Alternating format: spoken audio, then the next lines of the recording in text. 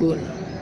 નમસ્તે મારા શિક્ષકગણ તથા વાલી વિદ્યાર્થી કે બહેનો. આજે 5મા ધોરણ બહેનો ખુશ્બુબેન, હર્ષિતાબેન, હિનાબેન અને વિશાખાબેન અંગ્રેજી અંક, ઉચ્ચાર, સ્પેલિંગ અને હિન્દી અને ગુજરાતી અર્થ રજૂ કરશે. તે આપ સૌ શાંતિથી સાંભળજો. આભાર.